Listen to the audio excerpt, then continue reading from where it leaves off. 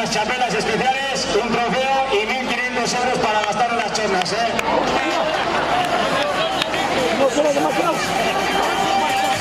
Bueno, eta gaurko, lehenda biziko gauza bat egin behar dugu, lehenda bizi gauza bat.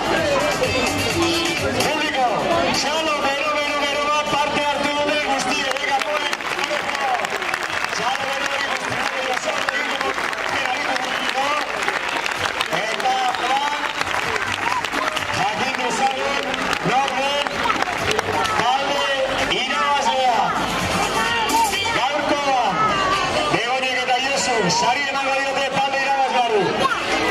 Eta talde irabazlea osatzen dute, izena taldekoek beraz hauek, txarra beraiei, eta beraientzat garaikoa, txarrera, eta 1.500 euro txarratan gastatzeko.